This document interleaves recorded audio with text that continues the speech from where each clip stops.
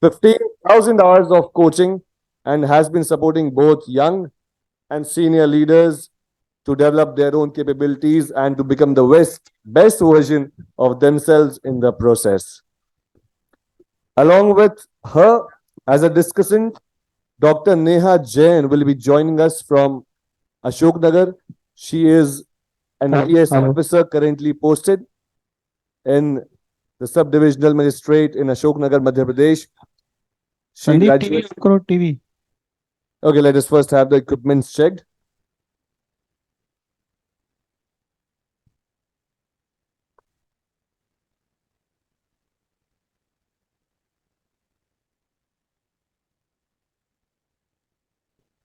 And let me also tell you the last session for the day, followed by this one, will be BIMSTEC knowledge session, Vasudev Kutumbakam, the traditions of community in Bay of Bengal region. And as guests for this session, we will be having Mr. Harur Habibji, Rakesh Kumar Tiwariji, Ritupriya Khareji, and they'll be in conversation with Amreen Zaidiji. So please make sure you don't miss out on the last session as well. There's actually no magical power as beautiful, powerful, and the inspiring eyes and the beautiful eyes. And yes, I see the beautiful eyes of the audience smiling. I want to smile before we begin this session.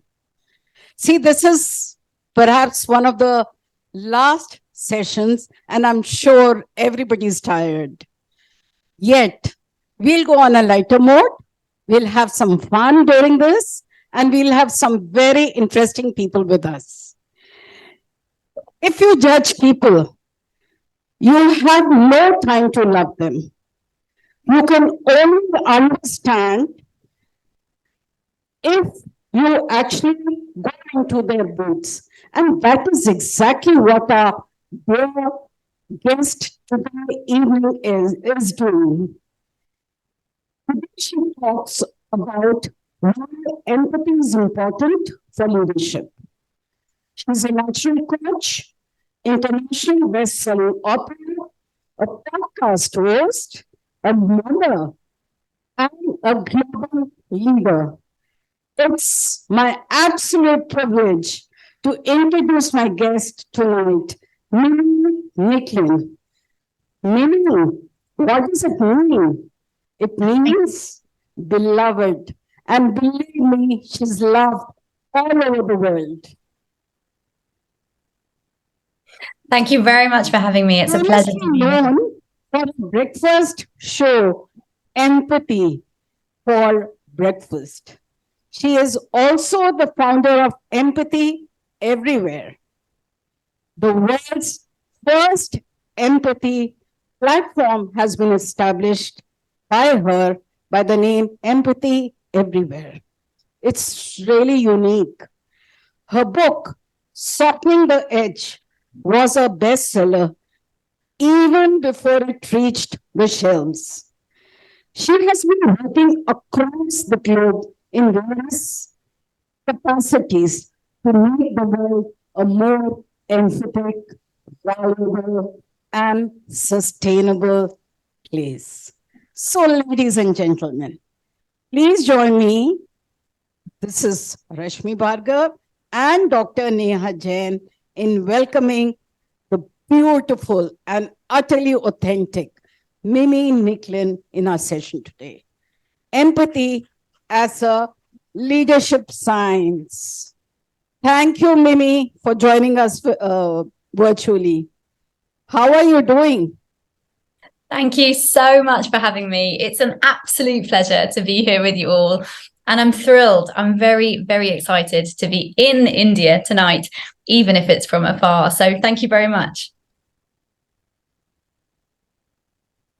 There has been a problem, while this session was on.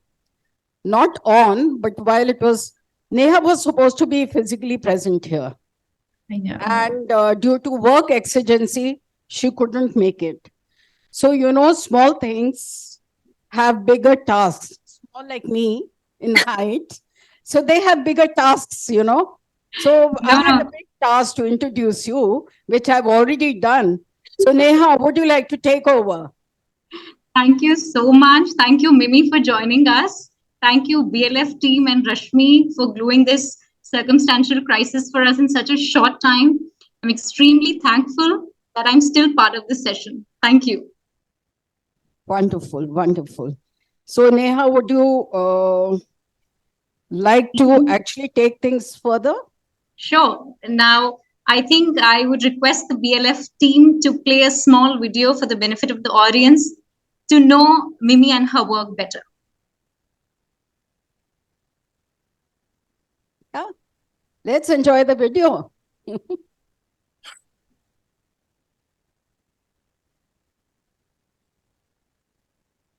As human beings are based.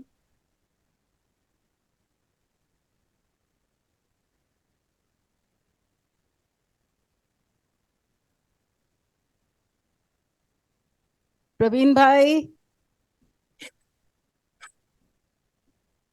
There it As is. human beings, our basic need is to be seen and to be heard, to be connected to others. We're not meant to be alone.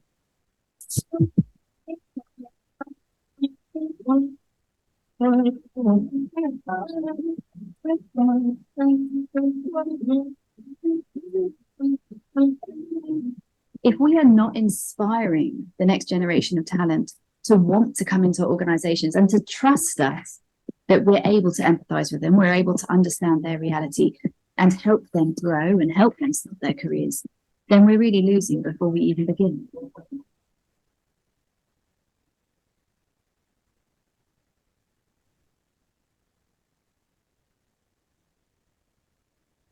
Empathy. Empathy. Empathy. Empathy. Mimi Nicklin. Mimi Nicklin. Mimi Nicklin. Mimi Nicklin.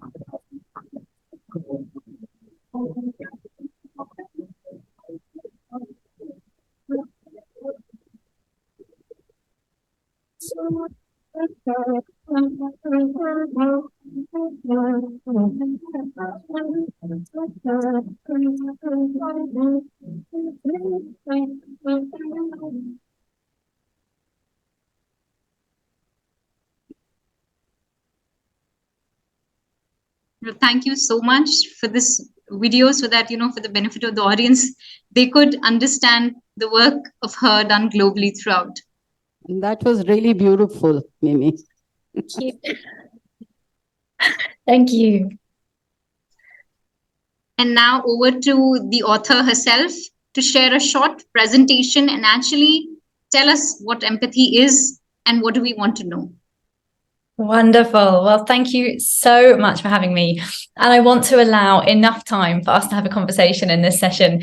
But I'm just going to take less than 10 minutes to tell you a little bit more about empathy, why it's so important, and why I've committed my career and my writing, the current book and the next one that's to come this year, straight out of India with an Indian publisher and content partner, still focusing on empathy and why empathy is the future of leadership science. So with lots of passion and energy, I want to share with you my real belief, which is this: the more the world talks about empathy, the more empathy the world will have.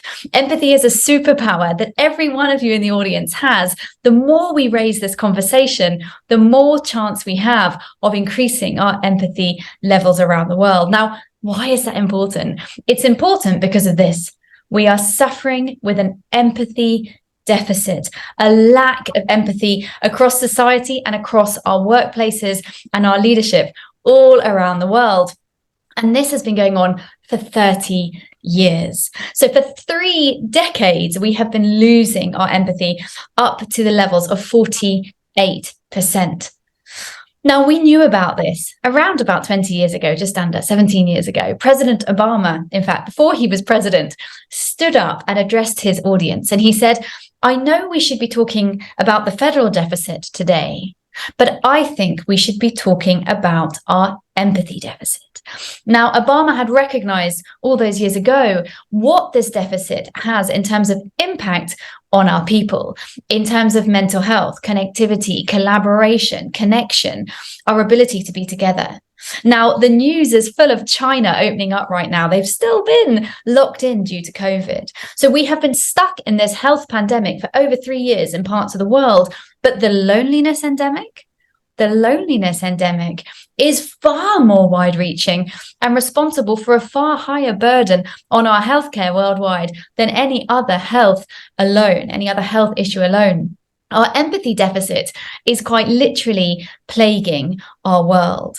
Now, when I started writing this book, no one was talking about this. Okay, that was late 2020 when this book published, nearly 2 years ago.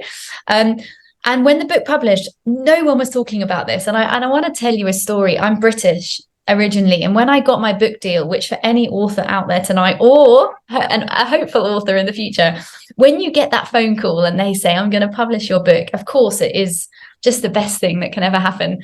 And I remember calling my mother, who's very British, right? And I said, Mum, someone's going to publish my book. And she said, darling, that's wonderful. But who wants to read a book about empathy? And I said, well, thanks, Mum.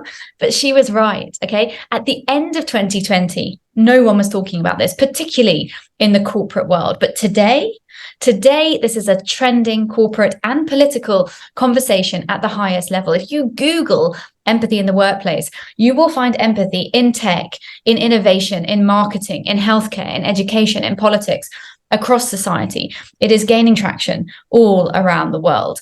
So what is it? What is it in leadership? Why are we talking about it today as a leadership science? Fundamentally, this is a skill set. So I want to be really clear with the audience. We'll talk about this tonight. This is not an emotion. Empathy is not an emotion, okay? It is a skill set. You are all born with it. It is built into the prefrontal cortex of your brains, okay? It is a skill set that allows us to thrive as human beings. From a leadership point of view, it is quite simply the ability to recognize and respond to the reality or viewpoint of others in your workplace, in your team, in the people that work from you. How do they see the world? Why do they have the opinion they have? Why was their email late? Why are they resigning? Why is that big supplier of yours after 20 years taking their business elsewhere, right? How do you take that perspective in order to communicate, negotiate, and build relationships? Now, as I said, we're not born with a fixed amount of this. Probably the question I get asked most is, but Mimi, do you just have more empathy than everyone else? The answer is no. All of you in the audience tonight have exactly the same amount because you were born with it, right? It's a competence that we can master and we can get better at, because like any skill set, the more you practice, the more permanent it becomes. Why is it so important today? There are many reasons, but one of them is this: it is impossible to ever create truly inclusive engagement that talks to your whole team, from perhaps factory floor to the CEO to the C-suite, without first having empathy. How are you ever going to work with people if you don't first understand them? How are you going to drive performance and profit and growth if you don't understand the people that are doing that for you on the ground? Now, fundamentally, this is true. There are no humans that don't have the need to be understood. We see this from birth. Within 18 and a half minutes, we see the need for empathy to be seen and to be heard. Literally infants, newborns, if they are not seen and heard, they suffer. Human beings, we need to connect with each other. But equally, when it comes to the workplace, it comes to this leadership science, there is no human that won't perform better, connect more deeply, and understand their teams more when this need is understood. There are nearly zero KPIs, key performance indicators, that don't go up when empathy goes up. Productivity, output, innovation, design, motivation, morale. And that's even in kind of IT companies where people sit and code all day. When empathy is high, output is high. So we know that performance is directly linked to this because of this on the screen right now. How would you ever truly motivate a team if you don't understand them, right? And people tell me all the time, but Mimi, we're paying our team more and they're still resigning. That is an empathy gap. People aren't just at work, particularly the young ones today, this generational gap for money. Money is important, very important. but it's not the only thing. So just paying them more may not get the results you need. You need to understand, why are they working for you and how do you make them stay? I believe that this year that we're in, 2023, will be the year that listening leadership goes mainstream. Maybe you haven't heard much about that before today, but I promise you, now that you've heard this tonight, you're going to go away and hear it everywhere, just like my mum did back in 2020, because a few months after she told me, darling, who wants to read about empathy? She called me again, maybe about 3 months later, and said, darling, all I keep hearing about is empathy, right? So the minute you're aware of it, you're going to hear about it in the business world, because rebuilding our workplaces and our results will depend on it, will depend on connecting our people, understanding our people, and coming together. Why does this matter? Because these are values that matter. These are human values that matter. And a society without values is devoid of humanity. And a society without humanity is a scary reality. And I would say that often, when we put on the news today, this is what we're seeing. We're seeing society without human understanding, without our shared humanity between us, violence, bullying, aggression, segregation, all of these things.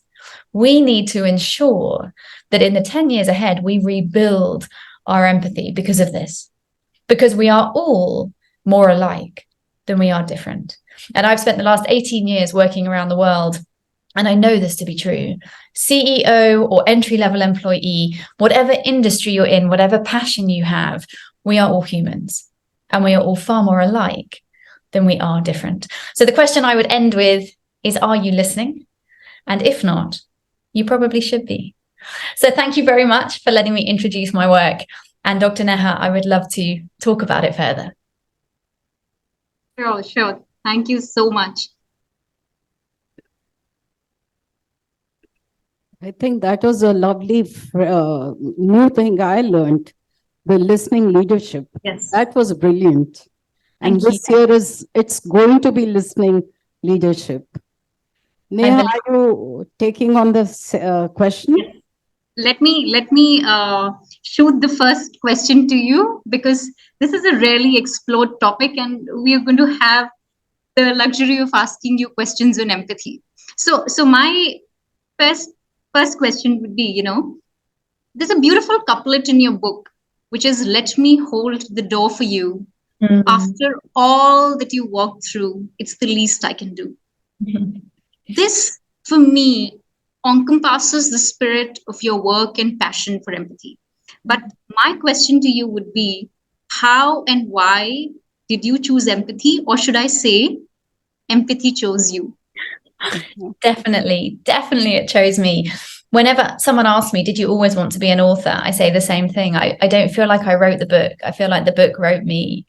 And that's the very short version. And the whole story is actually in the book. But the very short version is that I moved to the Middle East to take over a CEO role, a regional role, in an organization that turned out to not be as it was explained to me.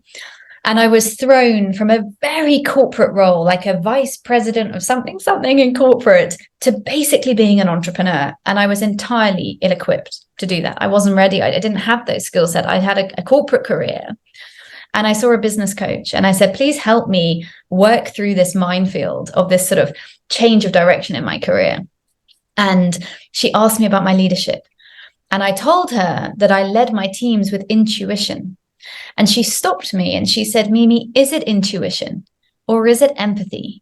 And at the time I was like, no. So what's empathy? Like, no, it's nothing to do with empathy. But she planted a seed. And I went away and I discovered the empathy deficit, which I touched on today. And once I realized the science behind it, right, that the neuroscience, the power of this human skill set, then I couldn't stop writing. So I do think empathy found me, because if it wasn't for that one sentence in that lunch, I never would have gone down this road. And once I started to write, I couldn't stop. And as you mentioned in the intro, before this went on sale, it reached bestseller status, which was mind-blowing to me. And my podcast at the same time reached 85,000 people from my bedroom in the pandemic. So suddenly my life changed. So I do think it found me. And once I started on that journey, there's no way I could ever stop, right? Every day we learn more and we reach more people to hopefully change workplaces, but also our world. Thank you. Now I give it over to Rashmi. Yeah, I'll shoot my next question. Keeping in mind that empathy is a choice. Mimi, I want to understand your stress on empathy being a science, more mathematical than we imagine, more achievable than we think, more practical than we know. Please let me have your comments on this. I love the way you framed that question. I might steal it in the future. It's a great framing of the question, because you're right. The sort of undertone of that is the lack of understanding around what this is, which is at mass, right? People don't know what empathy is. They don't understand that this is almost, well, not almost, it is scientific, right? Empathy is, as I mentioned, built into your prefrontal cortex. It is an evolutionary skill set, okay? It is, I like to say, humanity's data set. Okay, so not only can you measure it in a workplace, you can measure the impact of it as well. As human beings, in order to connect, to work together, to build anything, to build a table, let alone an organization, you have to understand each other, right? That is the core of humanity. For us to move from survival to thriving revolves around us being pro-social. We are naturally pro-social. So it is a science. This is something that is neurologically sort of tuned into our brains. And the impact of it is actually physiological, which I won't go into in huge depth this evening. But anyone that wants to know more can just find me on Instagram at Mimi Nicklin and ask away, because there is amazing physiological impact of using empathy. What I will say is that empathy is contagious in the best way. So when you empathize with people, they will, it might take time, but they will empathize back. And our brains are very clever that when you study them with an MRI machine, when we see people using their empathy and those neurons light up, the joy neurons also light up. This is how important it is to us that our brains adapted in a way to make it rewarding, to create happy hormones in our body in order to encourage us to do it. Because the success of society quite literally revolves around us understanding each other. So it is a science. It is deeply studied in the scientific space. So in healthcare, the medical system has a whole lot of data which shows amazing things. Like when empathy goes up, you can track blood glucose changes between doctor and patient. But equally, from a business data point of view, a scientific point of view in the business world, you can track empathy in the workplace with things like output, performance, tenure, loyalty in an organization. So it is definitely a science, and there is plenty of data to back it up. Thank you, Mimi. And your smile is also very contagious. Thank you. So, Neha, would you like to take the next question? Sure. I think, for the first time when I read your book, I actually got to know this concept called empathy deficit. This is a rarely talked about thing, and we understand it to a certain extent. But what does empathy deficit mean for the world today? It means we should be worried, in all honesty, right? It means we should be worried, because what we see when our empathy decreases, all of the isms increase. And what I mean by isms, racism, sexism, ageism, nationalism, any form of segregation or judgment. When empathy goes down, these things increase, and it creates, like I touched on earlier, loneliness, segregation, separation, all of these issues that we see in society. It ends in things like violence, bullying, again, loneliness. And we see huge impact on our children as well. And one of the stats that I often use, which is not a nice one for a Saturday night, but it is a powerful one, is that the second biggest killer of our youth worldwide, so 14 to 24-year-olds, is suicide. So our children are quite literally killing themselves rather than staying on the planet with us. Now, when human beings start to see this happen, that the segregation and the separation, the lack of understanding is so deep that the next generations are choosing not to survive, we have a problem. We have a dire problem. So, of course, in the working world, this often doesn't manifest with such severity. although we do see things like workplace-related suicide or depression or anxiety, we do see things like the Great Resignation, like burnout, like generational gaps between the seniors and the entry-level staff. So we're seeing all kinds of levels of segregation, loneliness, and actually a breakdown of communication and therefore performance and output. So the deficit, and this is why Obama spoke about it back in 2006. He knew this, he saw it, he could see the data on a global level and an American level, and was saying, you all need to think about this because we are breaking down the social systems that make us human. And that is a huge problem. It's a risk. It's a risk for our world. It's definitely a risk for our leaders. Right. I mean, you quite explained it very well, and you kind of explained the urgency for the world to understand how important empathy is. Absolutely. Thank you. Now, for the next, I would request Rashmi. Yeah, I'll take on. Mimi, I've been part of the corporate world for, I think, almost 4 decades. And yes, and I've also been a coach and a trainer and whatnot. But there were 2 very strange, new words that came up in your book. And I was very curious to ask you about these. One was the term regenerative leadership and detached leadership. This I came across for the first time. So how can we understand these terms better from you? Yes, thank you. Thank you for asking them. And they were terms that came to me very naturally in writing. I don't claim them to be mine. I don't know if other people use them or not. It's not like I sort of coined them or copyrighted them, but they felt very poignant given the work that I do. So detached leadership is, to be honest, what we're seeing all around the world on the back of this deficit, which is leaders that are sitting in their offices, they're disconnected from their teams, they're not listening, they're often not talking to them, they actually have no idea what's going on, and worse is often they don't care, right? So there is a huge disconnect between the top, the middle, and the bottom.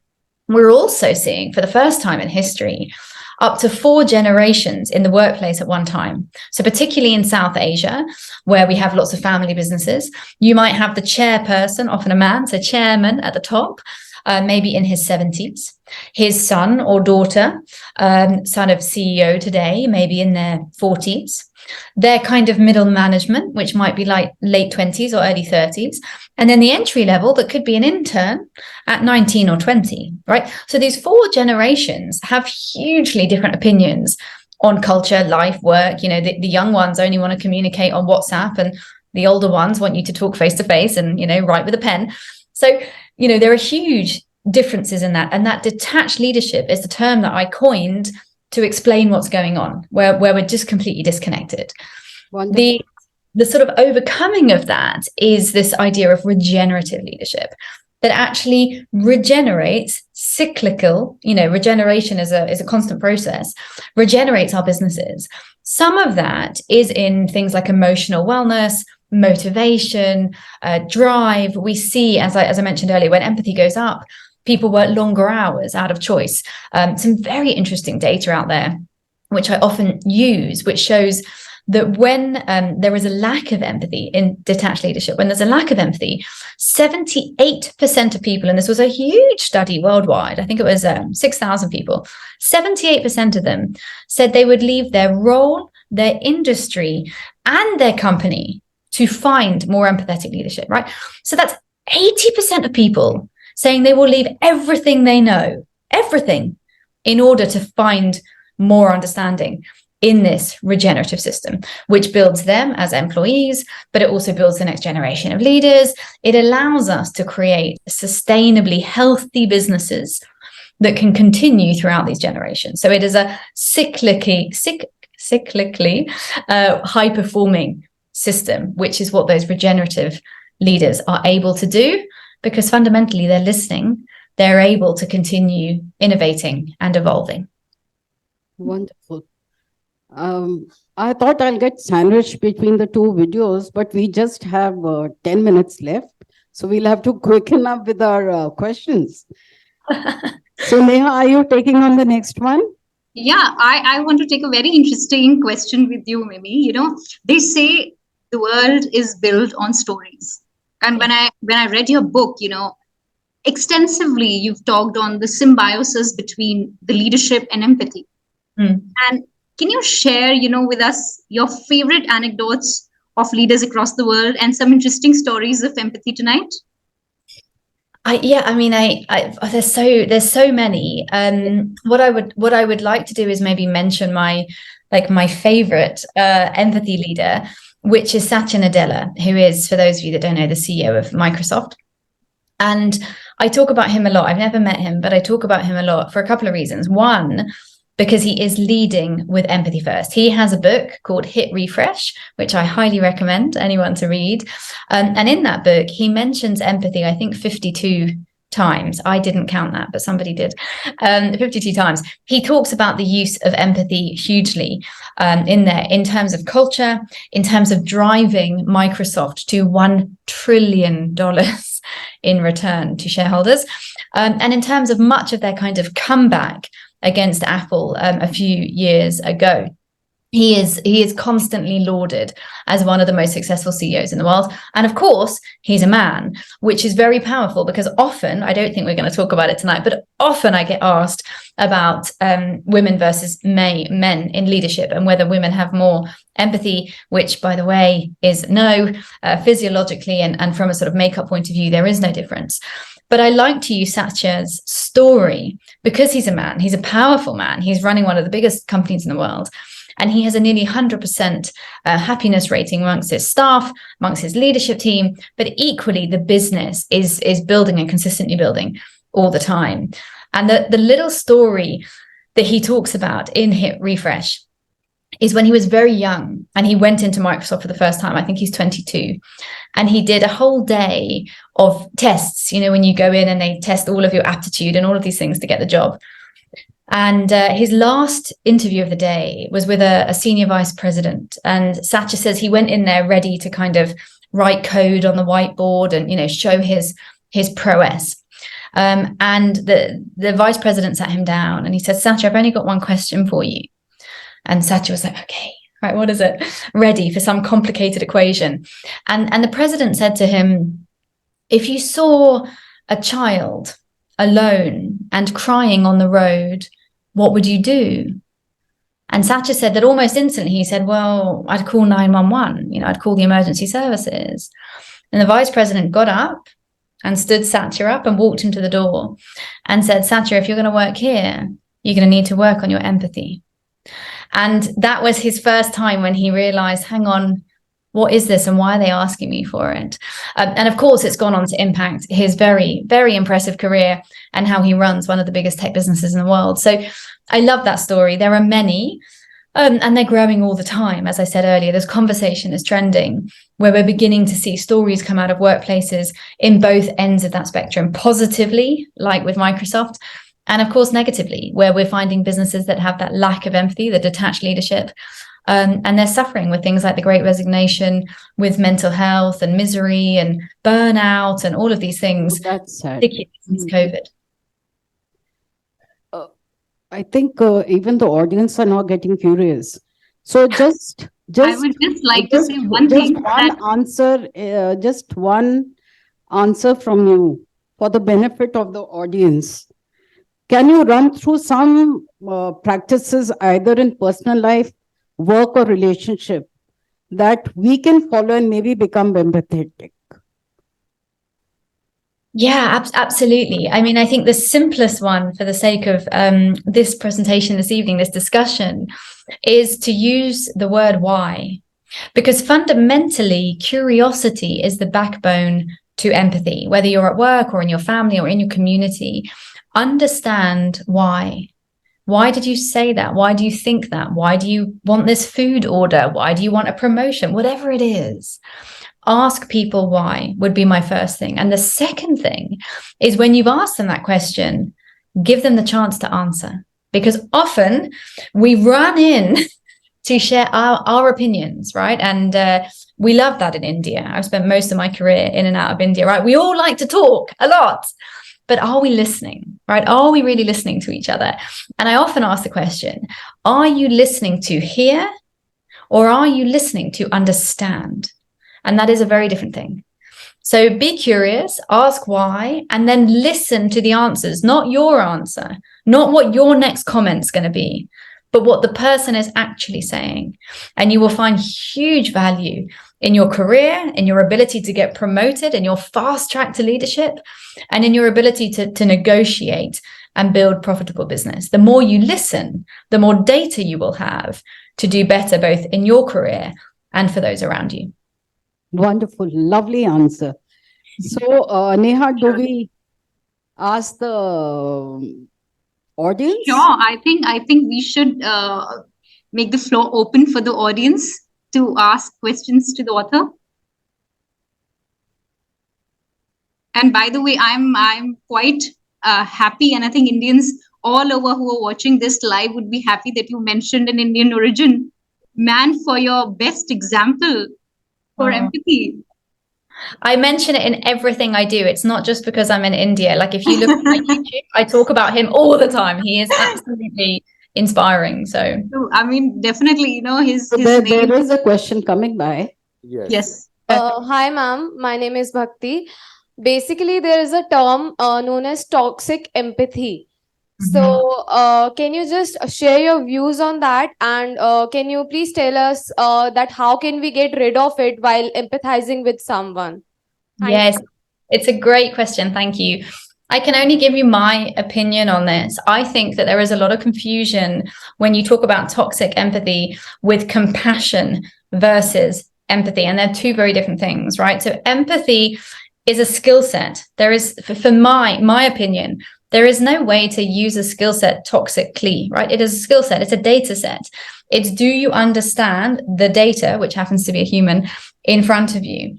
The way you respond to that, the way you feel, moves into compassion and or sympathy, right? And there is a perception that there is a huge amount of burnout when you empathize a lot. But the reality is, when you look at the data, that is not true. When we see empathy go up, we see burnout or emotional toxicity go down, because this is a connecting human emotion. It is a pro-social emotion, as I sort of touched on earlier. So toxic empathy, my opinion, it makes good headlines, it attracts attention, it's that kind of clickbaity thing that you find online. But in all the study I have done, there is no limit to the ability and the goodness of using the skill set to understand people around you. Where you do need to be careful is to protect yourself emotionally from compassion fatigue, right? Which is feeling sad or sorry or pity for everyone all the time. I suffer with that myself. I'm always feeling sad. That's why I never watch the news anymore. But I don't put that down to my empathy. I put that down to compassion, to sadness, to pity for the state of our world. So that's my opinion. As I said, from all the data I have studied, there is no end to the benefit of understanding those around you and using that data set to help you understand the world. I hope that answers your question. Any other questions?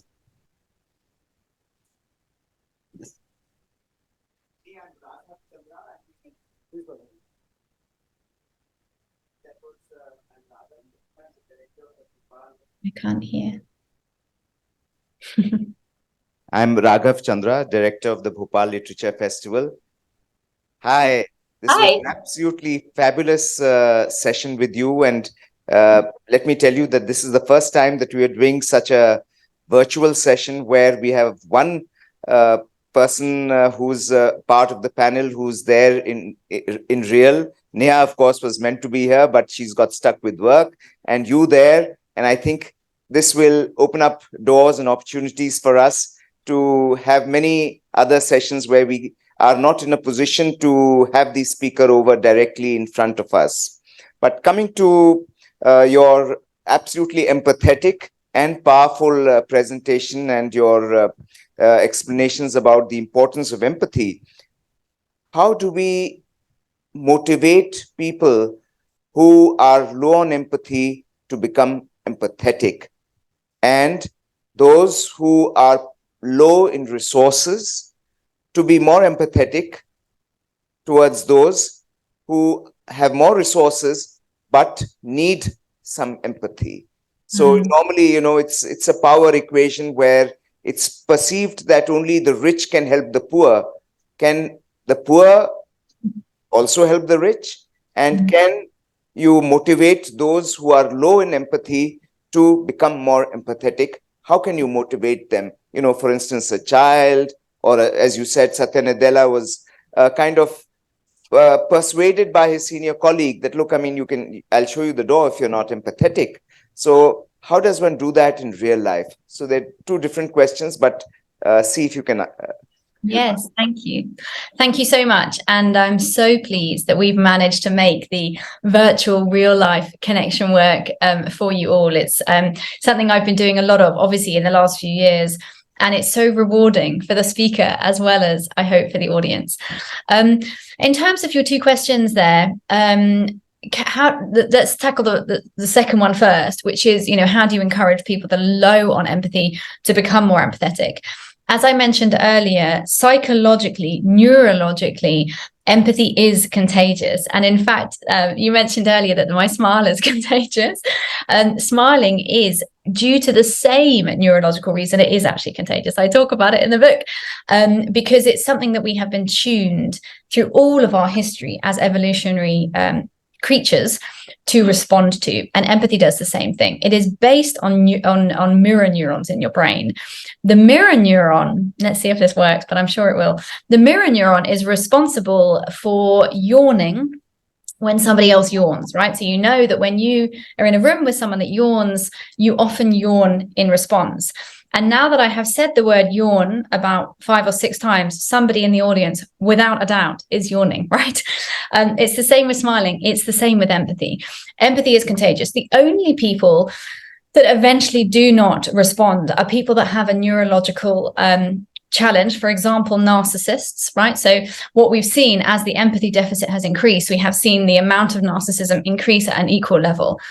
Narcissistic tendencies from a psychological point of view in the brain don't allow those people to empathize. So you will come across people in the workplace that do not have the capacity to empathize. And unfortunately, we often hear stories of them in very senior leadership positions. And when the juniors come to me and tell me about this, in the end, if they're very senior, my answer is always the same, which is you have to decide to stay or leave, but you're not going to change them. So there are some people that you cannot impact. But on the whole, as social beings, pro-social beings, as I mentioned earlier, it is a contagious feat. So there's many things, for example, with body language. So eye contact is one of them, which we just don't talk about enough, right? Making eye contact, especially, in the age of the cell phone, right? When we're all looking down all the time, we're missing out on that connection. So much of empathy is through the eyes. Body language, shoulders, keeping your shoulders towards people. I think if you watch this video back today, you'll see I'm very close to the camera a lot of the time. And that's even though I have media training, right? Media training would put me back here, right? Because they tell me I need this much space between me and all of that stuff that they teach you for events. But I want you as the audience to feel that I'm here with you. So I ignore my media training and I say, no, I want to empathize with them. I want to, even through a screen, to connect. And I'm hoping that in the audience today, that has happened, right? Some of you that perhaps don't think you're particularly empathetic are going to leave this room saying, maybe I can do that a bit more. Maybe I can listen to my team, my husband, my sister, whoever, a little bit more. And education is such a big part of that. And that's why I do this work. Because as I said, I think twice already today, the more the world talks about empathy, the more empathy the world will have. And that is probably the best way of answering that question. The more we practice it, the more it will grow. Your second question, which was around sort of the up and downness of it. If I take that out of kind of economics, so the rich and the poor, for the sake of my answer, and put it into the workplace, when we talk about kind of leaders and let's say juniors or entry levels, one of the things that I teach leaders when I work with them is how important it is to teach the juniors to empathize up, right? You can empathize with anybody, right? As long as you have the skill set. So one of the toughest questions I was ever asked, I work with the Metropolitan Police Service in London. And they asked me in a Q&A, but Mimi, can we empathize with terrorists when they've, when there's been an attack? And I was entirely unprepared for that answer. But we agreed as a team that, of course, yes, you can, because empathy is not about judgment and it is not about agreement. So you don't have to see things the same way or like what the other person is saying, seeing, or doing to be able to empathize with them. You simply have to be able to understand. And to understand involves curiosity. So to my point earlier about asking the question why, trying to understand. So if that is the case scientifically, which it is, then to answer your question, can you educate, teach, train, inspire people, let's say above and below, whether that's a workplace system, a societal system, or a segregated system? Can you move to a point where there is more mutual understanding? Absolutely. And we see it all around the world. We just see it in too small proportions. So the gaps are bigger than the closing gaps, which is why I do the work I do. But the answer is yes, you can do it. You can create shared empathy between very eclectic and segregated groups and improve that mutual understanding. Wonderful, wonderful. Thank you. Mimi, we would have loved to go on listening to you, but it's time to yawn. It's time to yawn. So we'll have to stop the session. And before doing that, I would like to thank you, the dynamic Mimi, the beautiful Dr. Neha Jain, and the lovely audience to listen to us.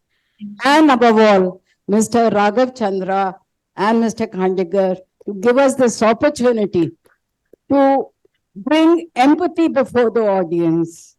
We love you, audience, for bearing and listening to us. Empathy has no script. There is no right way or wrong way to do it.